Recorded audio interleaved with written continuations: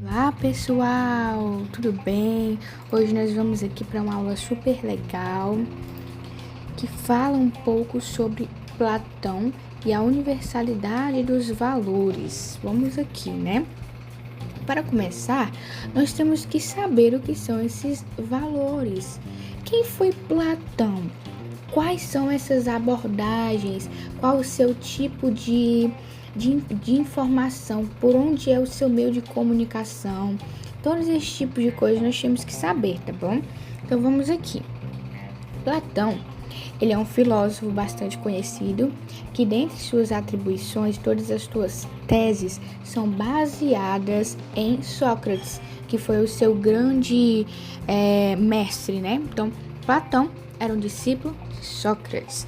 E Platão, dentro da historiografia e da filosofia, nós podemos classificá-lo tanto como um filósofo socrático quanto um pós-socrático, porque ele viveu na mesma época de Sócrates, e aí, quando Sócrates morreu, ele ainda viveu aí um bom tempo.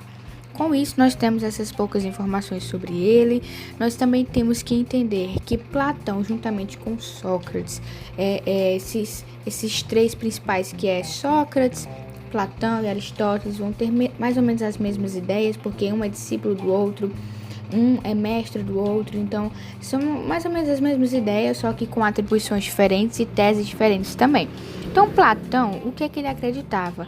Ele acredita na crença da razão e a verdade absoluta, assim como Sócrates. O homem grego ideal é aquele que tem a virtude, que tem o equilíbrio das coisas.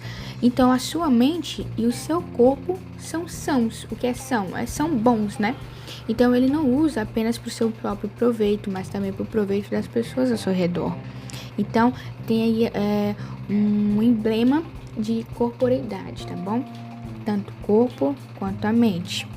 O homem sábio é aquele homem virtuoso. Então, a virtuosidade, o ser virtuoso, virtus do grego, é a associação entre a sabedoria e a bondade. Então, sem mais delongas, vamos logo aqui para o que são esses valores universais, né? O que são valores?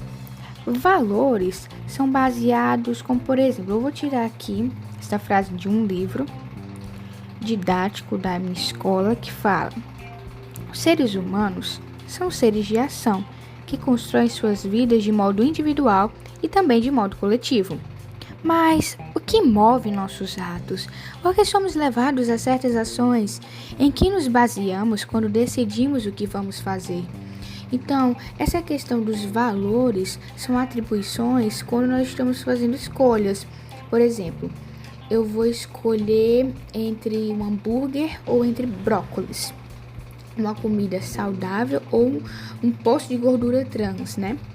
Então, eu tenho essa opção e eu vou me basear por aquilo que é principal na minha vida. O que rege a minha vida é a questão dos meus valores. Se o meu valor está mais inclinado para a minha felicidade, eu prefiro comer um hambúrguer. Se o meu valor está mais inclinado para a minha saúde, o meu corpo físico, não só o físico, mas também o mental, então eu vou escolher o quê? Eu vou escolher o meu brócolis, né?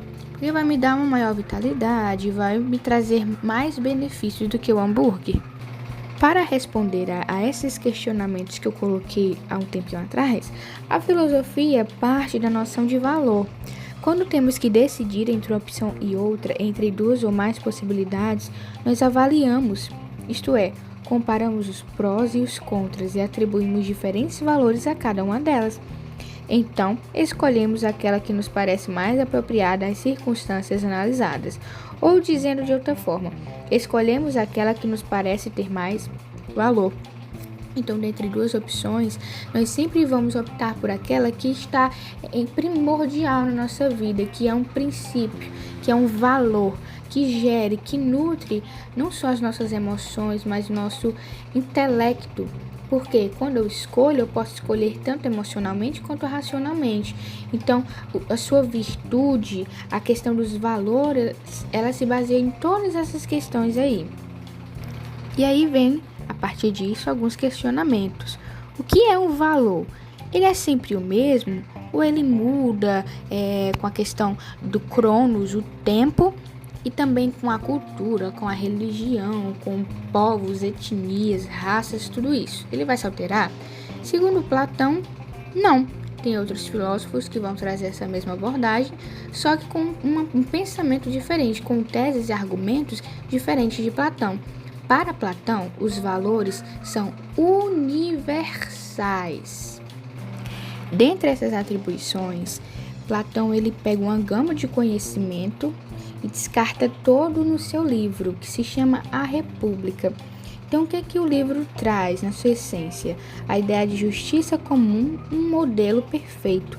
A cidade justa, o lugar em que as pessoas encontram a felicidade porque vivem de acordo com sua própria natureza, o que as tornaria mais aptas a fazer a escolha certa entre os valores e agir corretamente. Então, o que Platão está dizendo aqui? Que uma cidade perfeita é aquela com que os seus moradores, a sociedade, os indivíduos estão bem. E para Platão, uma pessoa fica bem de verdade se ela tem o quê? Se ela age conforme sua natureza. Então ele vai muito nessa tecla, nesse viés de natureza, o que o homem é, o temperamento, o caráter da alma, todas essas coisinhas nós vamos ver agora. Porém, antes disso, nós temos que nos ater a uma coisa específica. Para Platão, as crianças nessa cidade justa, elas tinham que ser doutrinadas pelo Estado, de certa forma. Por quê?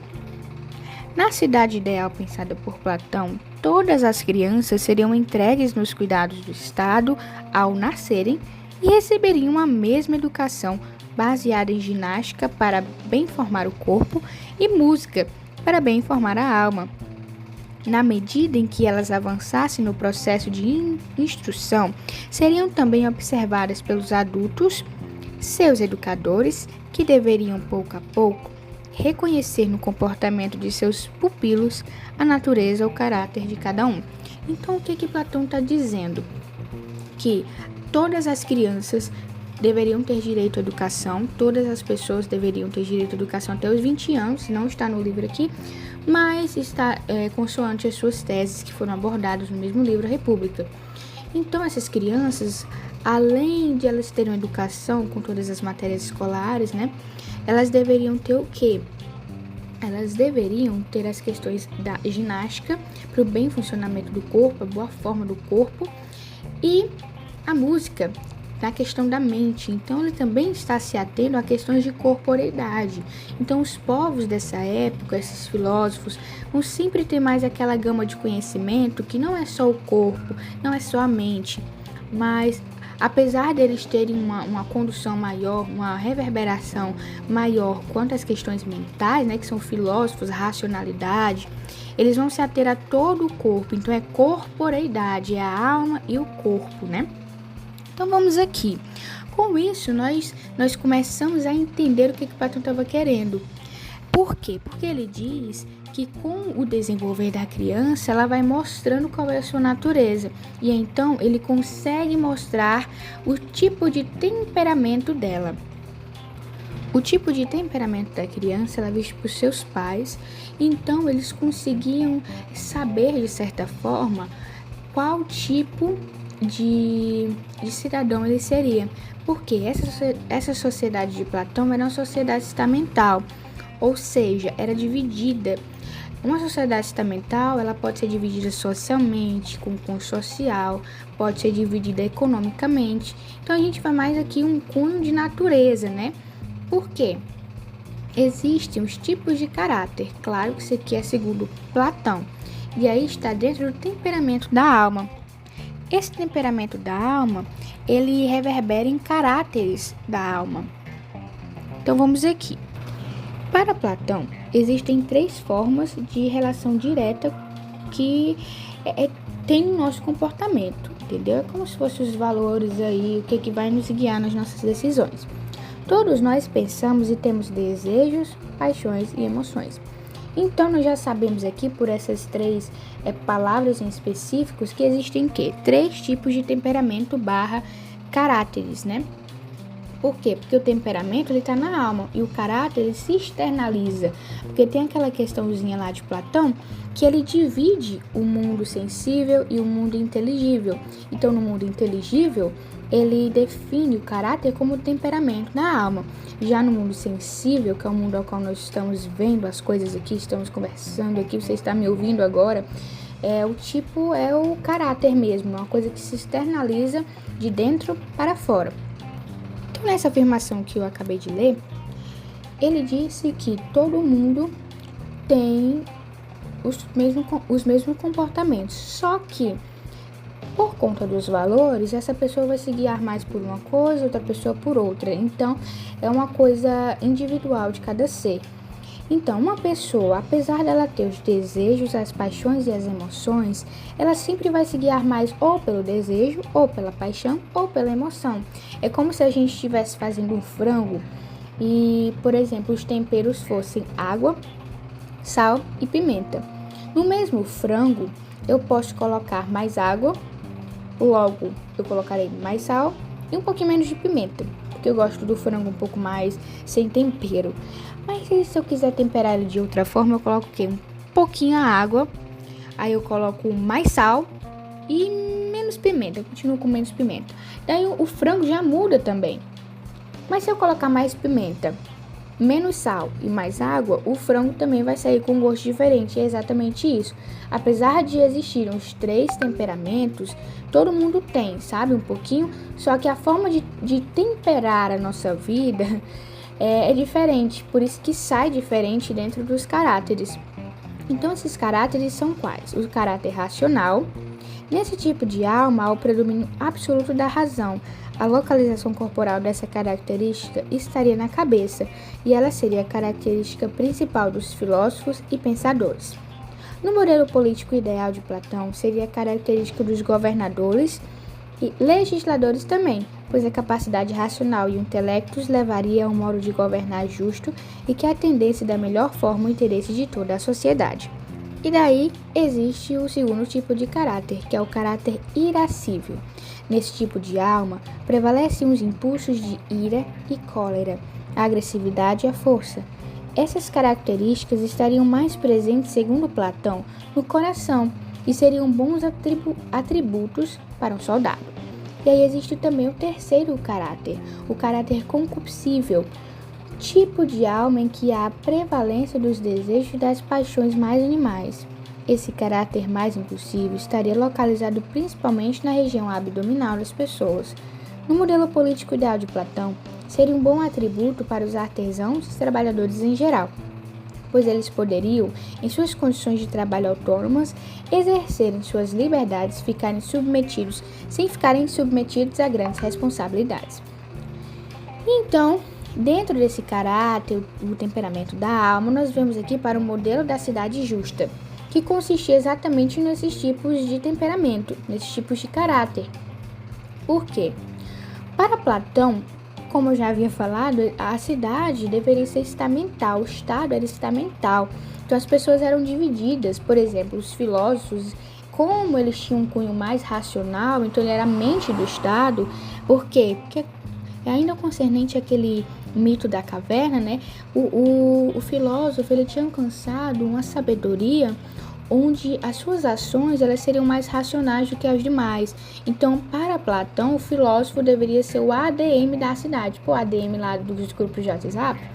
Então, ele deveria administrar a cidade. Por quê? Porque ele tinha um cunho mais racional, ele não era guiado pelos seus sentimentos, seus desejos ou suas paixões, mas ele era guiado, o seu valor principal era a questão da racionalidade, então ele era guiado por isso.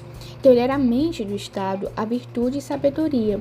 E aí vem os guerreiros, que é o peito, o coração, eles são guiados pela defesa da cidade, então eles estariam lá justamente para defender as famílias, para defender o povo de ataques dos inimigos.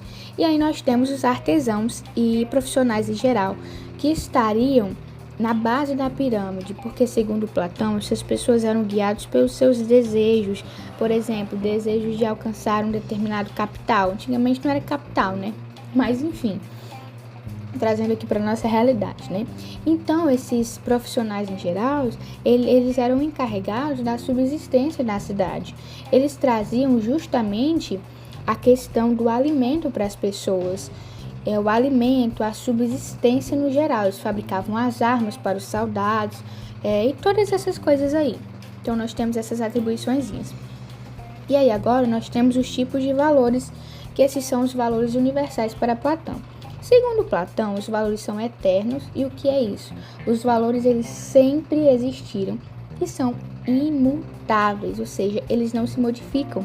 Eles são sempre iguais, eles sempre existiram e eles são sempre iguais, eles nunca se modificaram, nunca mudaram de certa forma, independentemente da etnia, dos pensamentos, das ideologias. As pessoas sempre vão ser guiadas pela felicidade, pela justiça e pela virtude.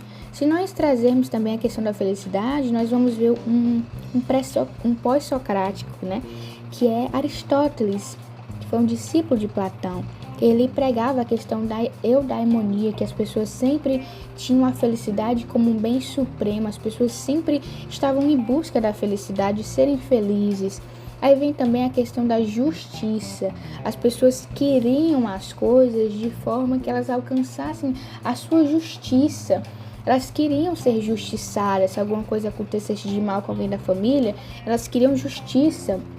Não queriam deixar aquele criminoso impune. Então, tem essas questões também. E também tem a questão da virtude. A virtude é bem interessante porque é uma questão um pouco mais ampla, né? A virtude na questão da coragem. A virtude, ela está no equilíbrio. Então, eu estou usando aqui o exemplo da coragem porque dentro dessa palavra coragem, desse atributo, nós temos várias nomenclaturazinhas, certo?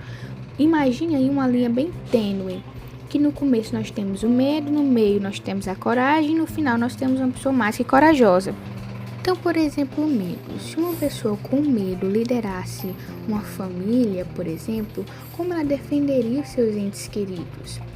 Se viessem ladrões e assaltantes para sua casa, como você conseguiria neutralizá-los de certa forma, não de forma física, mas de uma forma a que eles não machucassem a sua família? Então tem essas questõezinhas aí. Então a pessoa corajosa está no equilíbrio. E aí vem uma pessoa que é mais que corajosa, que quer mostrar desdém. Então ela vai lá e bate de alguma forma nos assaltantes, mas aí vai outro lá e faz de refém a sua família. Então não adiantaria. Então a coragem, na questão da virtude, ela estaria justamente na questão de você colaborar com eles de certa forma para que eles não agredissem sua família. Então está na racionalidade. Então o equilíbrio para Platão está na racionalidade. Então para eles pregavam justamente essas questões.